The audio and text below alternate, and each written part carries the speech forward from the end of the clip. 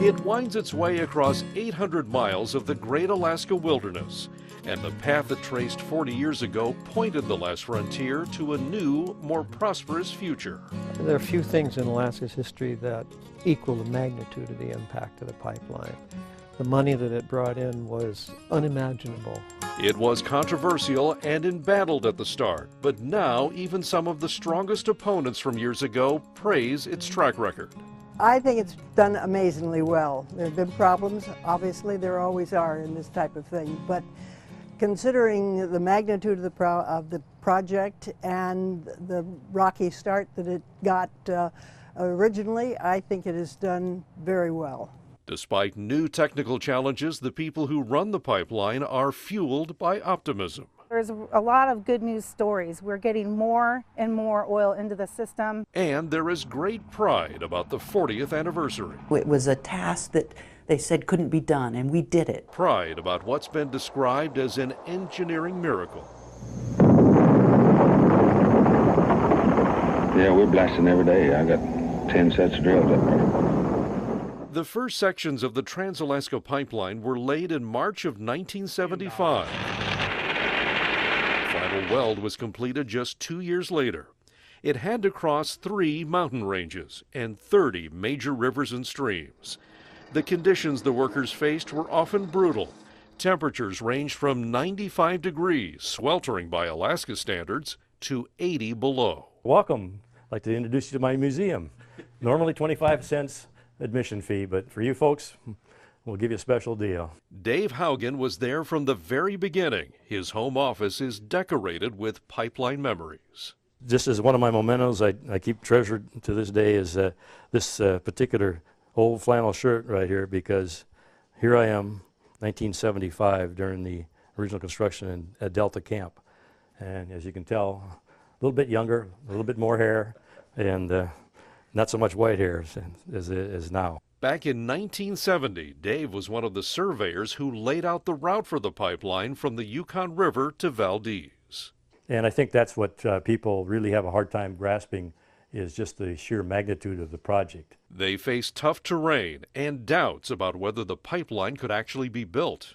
For those of us that were part of it, there was no question about motivation. That was mandatory, required, but we had a great esprit de corps amongst the group that was trying to make it come together. Dave became a project manager and tackled some big challenges, like the pipeline bridge over the Tanana River. The entire project was monumental. For those of us that were on it, we knew that when we were doing the project that it was going to have historical significance. And the costs were also historic. The original construction estimate, $900 million. But the final price tag climbed to $8 billion, or $32 billion in today's dollars, the largest privately funded construction project in history at that time. And it would take 70,000 people to make it happen. Good memories, a lot of work, very tiring. 15, 16-hour days pouring concrete. Scott Harder signed on as a construction laborer in 1975. This was my crew in the pipe. That's cool. Well, I signed on because it was pretty good money. And I also got to travel around the state and see some places that I hadn't been before. Places like Adigan Pass, the highest point on the pipeline route. Scott and his buddies poured concrete in one of the toughest sections of the whole project. The weather was a big challenge when we were pouring concrete. There were times that the temperature got down to close to minus 40 degrees, and trying to pour concrete in that kind of weather is always a challenge. Scott was in his early 20s back then. He retired recently. Working on the pipeline launched his 4 decades-long career in construction. 40 years, it's just, it's impressive. Every time I drive down the Richardson Highway and I see the pipeline, it's, you know, it's a sense of pride that I was involved in building that, and it's still pumping oil and still helping Alaska and the United States. While we have treated a few minor non-disabling cases of frostbite, we do not believe that frostbite is constituting a major construction problem. Pipeline workers lived in remote camps up and down the construction route. Clara King left her home in Houston, Texas to work on the pipeline. I had no idea that I would be looking at these pictures 40 years later and talking to you. You know, it just seems like yesterday till I look at these pictures and then I say, who is that woman? Clara says she'll never forget the day she arrived. And we landed at Franklin Bluffs. It was 69 below and ice fog. Wow. And when we got off the plane to walk over to the camp, 6 people got back on the plane and said, I'm not staying here. But Clara stayed and found job opportunities not usually open to women back then. I was extremely excited because they had women in every capacity, which they'd never had on a pipeline before.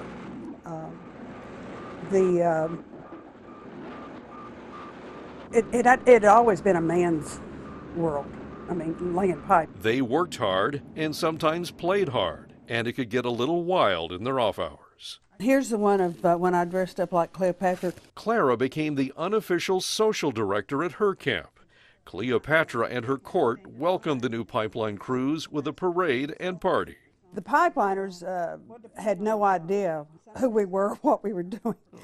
But they all ran back to their rooms and got their, at that time, 40 years ago, their little flash cube cameras. Right. Yeah. It was like being on the red carpet at the Academy Awards. I've never seen so many flash bulbs go off in my life. People like Clara King, Scott Harder, and Dave Haugen, and thousands of others were pipeline pioneers. And at the end of the pipeline in Valdez, there's a monument to the construction workers that carries their motto, "We didn't know it couldn't be done." It's a testament to the people who 40 years ago did what many thought was impossible.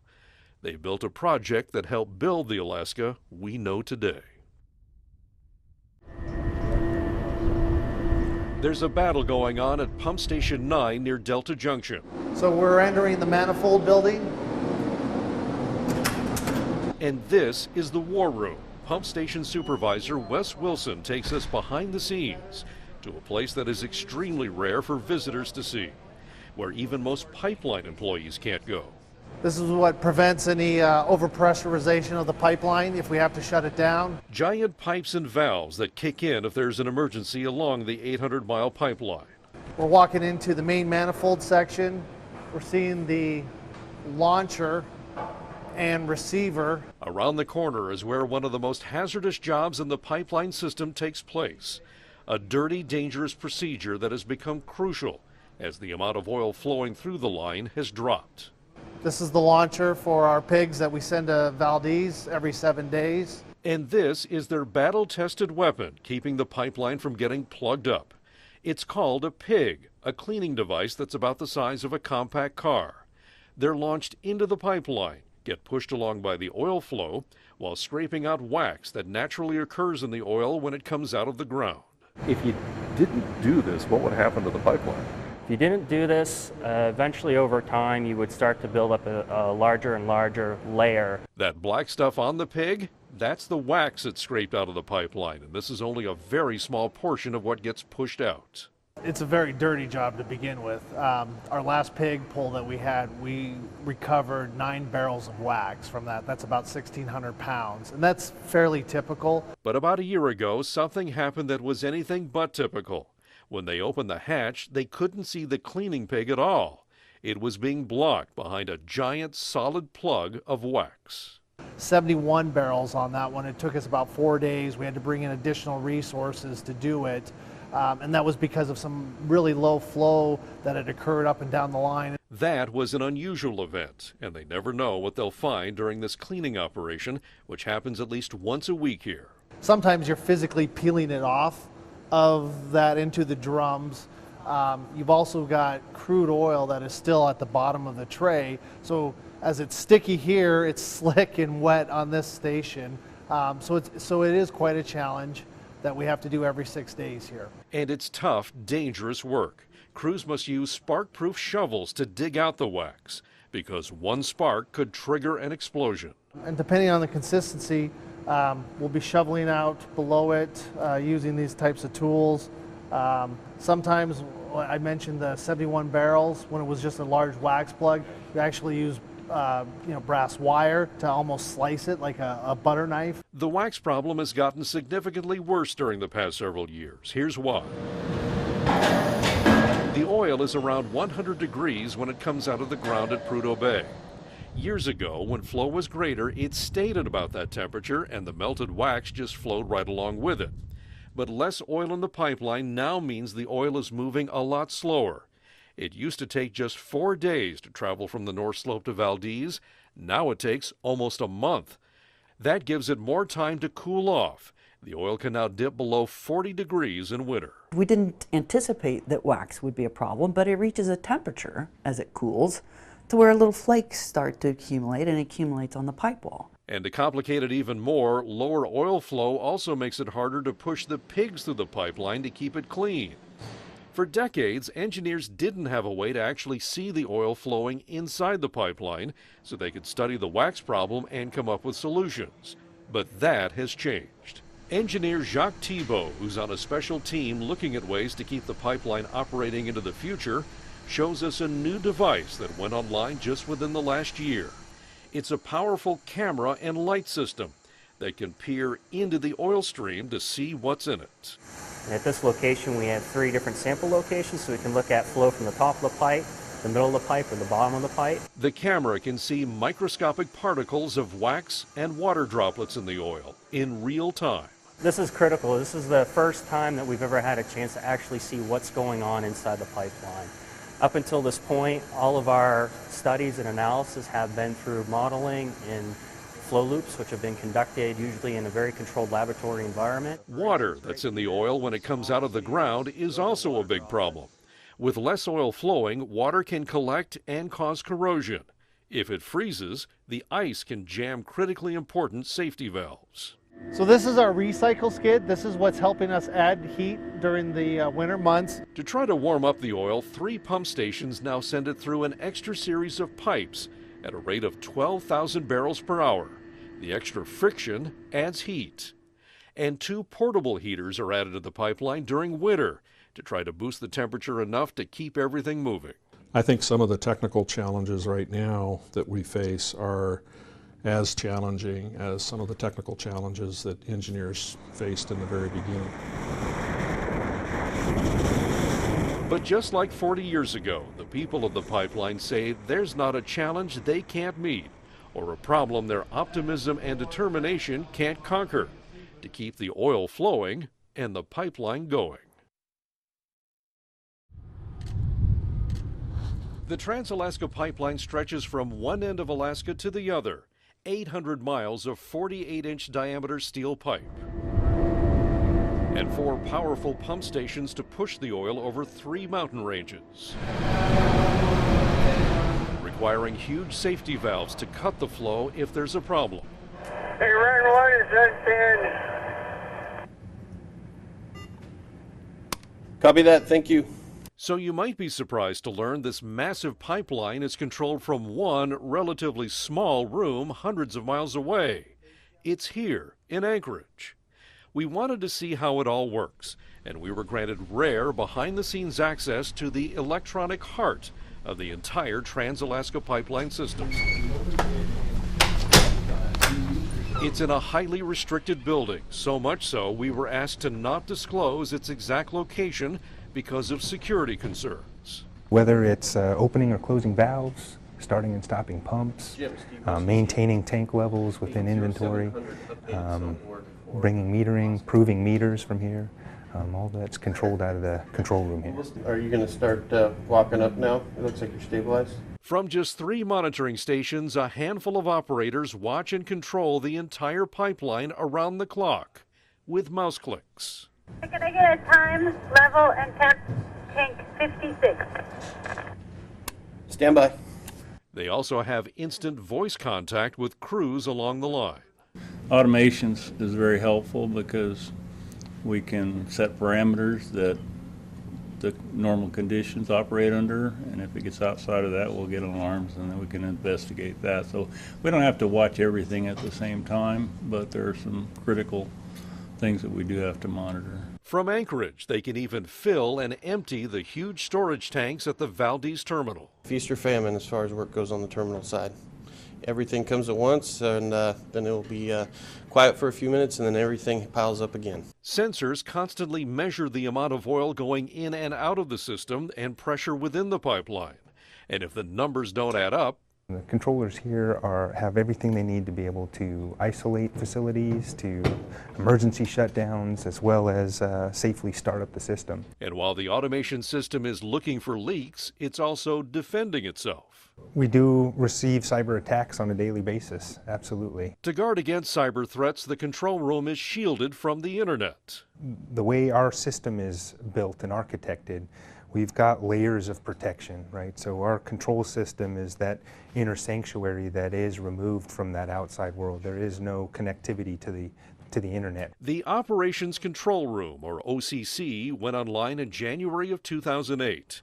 It's a key part of what Alyeska Pipeline originally called strategic reconfiguration that began back in 2001, now known as electrification and automation. And really, you know, the goal was to position ourselves for, you know, continued operation kind of indefinitely. For about the first 30 years, each pump station had its own control room that looked like this, but they could only control a section of the pipeline.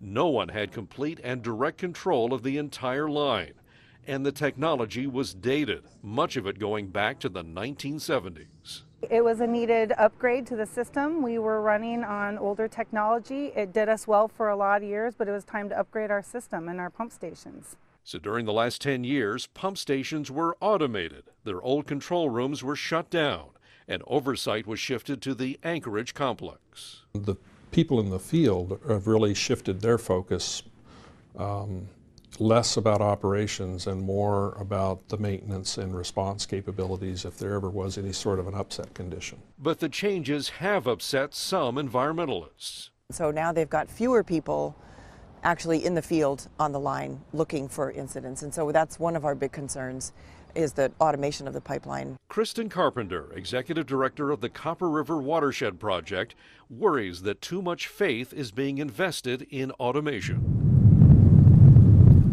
Carpenter says with the pipeline crossing 5 major tributaries of the Copper River, there's a lot at stake if a spill isn't spotted and contained quickly. We're talking about potentially public loss of clean waters and clean public lands for the benefit of private gain, and the people who live in the region have the most to lose. As far as our oil spill response capabilities, we have not changed that. Hillary Schaefer has seen a lot in her 20 years spent working on the pipeline. She was in charge of the cleanup plan in 2001 when a drunk man with a rifle fired a bullet into the pipeline north of Fairbanks. And she was among the first on the scene in 2002 after the 7.9 Denali Fault earthquake shifted the ground under the pipeline by 14 feet, but only caused minor damage to the line. Schaefer is now in charge of making sure crews along the pipeline are ready to respond to a spill. And she says automation has not come at the sacrifice of preparedness. We have an approved oil spill plan. We have the same number of responders and the same amount of equipment to respond to any situation. But critics say the pipeline has gone from having 11 pump stations when it was built to 4 now that are automated. And they contend with fewer staff pump stations, detection and response to a major spill would take longer. The worry is that, to my knowledge, there isn't any spill that's ever been detected by other than human observation. Alyeska Pipeline says while there have been staff reductions at pump stations along the line, the number of people assigned to spill response and preparedness is the same as ever. And the company claims its automated systems can detect and head off dangerous problems even faster than human operators. The other one's probably close, right? Because they're all cascade off of the JIC. The people who run the pipeline acknowledge that automation will never replace the human factor.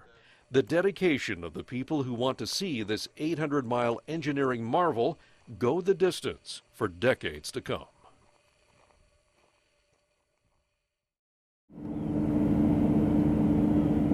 It's perched high above Valdez Harbor on a site blasted out of the mountainside.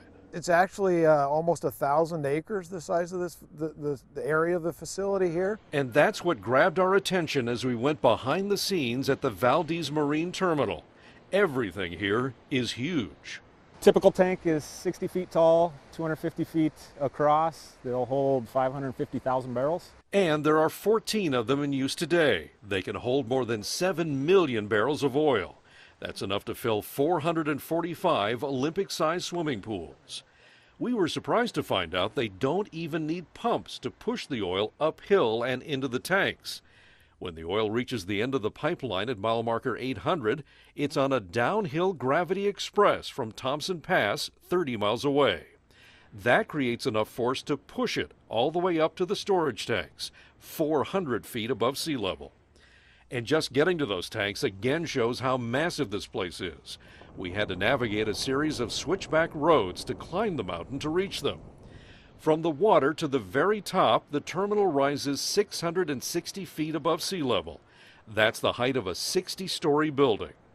Down below, the docks where the tankers load. The largest can hold 2 million barrels.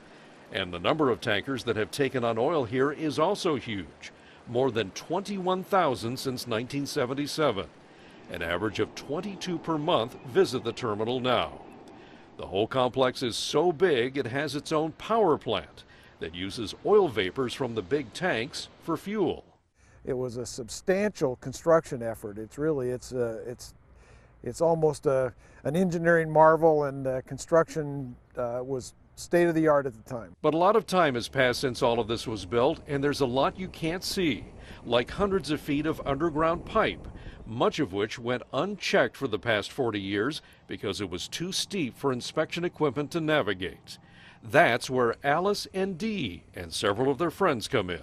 Each one of them, they have their own personalities and their own quirks. So currently we have Alice, Bernie, Carl, Dee, Earl, Frank, and Gary. These robots are now being used to crawl inside the pipe on little tank treads, and they can expand and contract to maintain a good grip. Over here, this is how we drive the robot. There's 5 camera views. They're checking for cracks and corrosion in pipes that haven't been seen since they were welded together and buried more than 4 decades ago. An artificial horizon for orientation in the pipe. We get feedback from the tracks and all the motors, position and distance and all that stuff. Lasers and ultrasound sensors look for flaws. When it goes through the wall of the pipe, it comes back. We time how long that takes, and through a true time of flight calculation can inspect 100% of the pipe for defects, corrosion, anomalies, dents, anything else we can find. During our behind-the-scenes tour, we saw pipes that were cut and plugged. These pipes used to move oil to and from the 4 highest tanks, tanks which were shut down in 2013 because less oil was flowing from the North Slope. That's not the only big change here. One of the major problems now is snow. The tanks have solid roofs, and they're almost an acre in size, and so it's like hand shoveling a parking lot of a major business in size, and then we have 14 of them. Years ago, they didn't have to shovel the tops of the tanks. The oil was at 100 degrees when it reached Valdez, and the heat melted the snow away. But less oil means colder oil and a lot of backbreaking work to keep the tanks from collapsing under the weight of snow. The winter of 2011 and 12, we had over 130 people that were dedicated to snow removal. Up on top of the tanks, a crew of between 10 and 11 people would take almost a full week to fully move the snow off of one tank, and so it just went from tank to tank. Several people we met who work at the terminal are from communities around Prince William Sound. 3rd generation commercial fishing family, yes. We'll stay south of your exercise, and we'll be transiting west to east. And many employees have family members who are part of the volunteer fishing boat fleet that remains at the ready to help in the event of an oil spill. There's a lot of communities and people in the Sound that's their livelihood. That's how they, make their living, feed their children. So it's very important for us to make sure that oil doesn't hit the water. But a lot of oil did hit the water, almost 11 million gallons after the Exxon Valdez steamed away from the terminal in 1989 and ran aground. Well, for me, I'm committed to not allow it to happen again, and I intend to live here for the rest of my life. After Exxon Valdez, the Ship Escort Response Vessel System, known as SERVS, was put into place. Since the early 90s, Crowley has run the tanker tugs and escort vessels. But that too is about to change. Alyeska is continuously reviewing all of our contracts and bidding them. So it just came up in the cycle. We bid it to see what else was out there. And Edison West had the best value for us going forward. The impending switch to a Louisiana-based company, set to take place in July of 2018, is raising concern among environmentalists. I just don't think that somebody from Louisiana has the understanding of what goes on in terms of Prince William Sound and the difficulties. Compounding that concern, Edison Schwest was the company towing Shell's drilling rig, the Culloch, when it ran aground near Kodiak Island in 2012. They don't want to spill either. We know they don't want to spill. Nobody does. The Prince William Sound Regional Citizens Advisory Council, set up after Exxon Valdez, wants to make sure the new company's boats and crews are tested, trained, and ready. It's very important that they hear the concerns of the local people who, especially those that lived through the Exxon spill, that know firsthand the damages that can happen should a spill occur. And while there is debate and many opinions as to who should escort the tankers, there is one priority everyone can agree on, and that's to get the oil in and out of the pipeline's Valdez terminal safely and spill-free.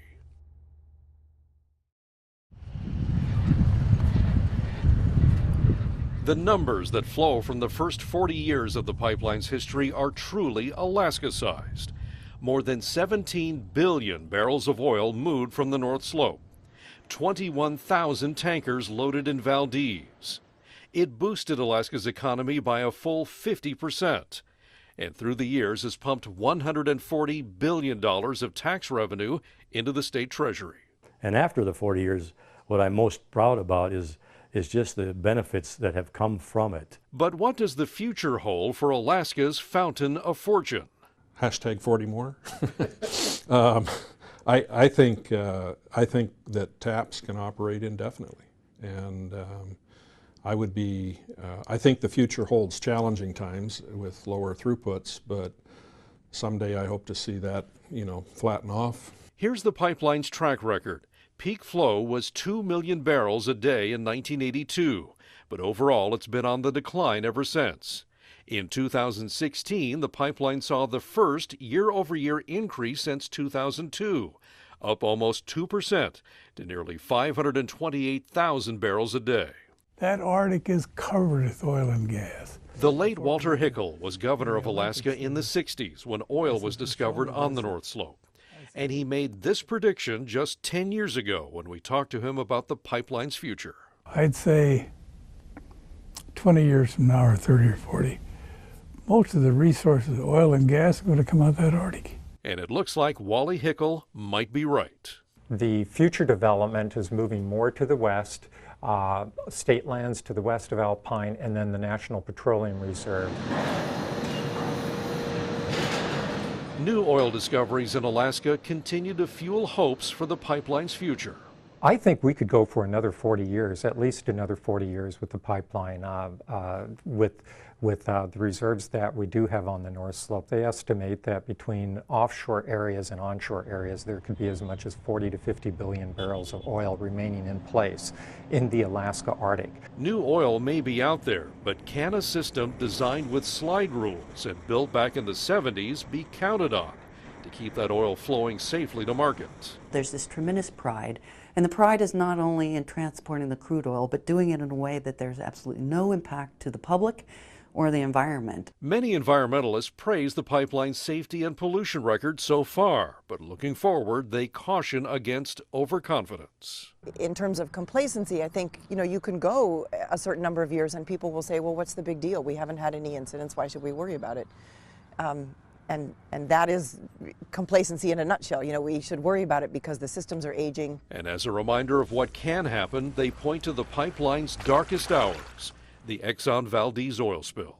It's really important that we maintain our levels of safety and not let complacency creep back into the system. We know complacency was a huge factor that led to the Exxon Valdez oil spill. Certainly the Exxon Valdez was not our proudest moment, but I think in every case we've learned.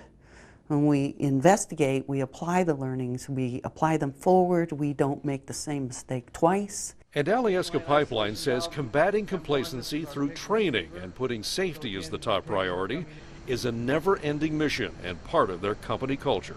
It's just our approach to work is really one of, never really relying on just We've always done it this way. As we've seen, there are big challenges ahead. A pipeline designed to carry 2 million barrels of oil is now moving at just 1/4 of that capacity. The resulting problems caused by colder oil, increased deposits of wax contamination, and ice buildup are a constant struggle. And the search for dangerous corrosion has led to high-tech testing. From the new generation of engineers, in this location we have 3 different taps. We have one tap off the top of the pipe, figuring out ways to keep the pipeline working, to the pipeline pioneers who overcame amazing obstacles 40 years ago to build it. I'm glad it's still running at 40 years. I hope it's got another 40 years left in it or more. Much more than oil flows through the Trans-Alaska Pipeline. For them, it also carries their collective sense of pride in being part of a massive project that some thought couldn't be built, that energized the state's economy and built the personal futures and fortunes of countless Alaskans. At 40 years and still going, it's Alaska's pipe dream come true.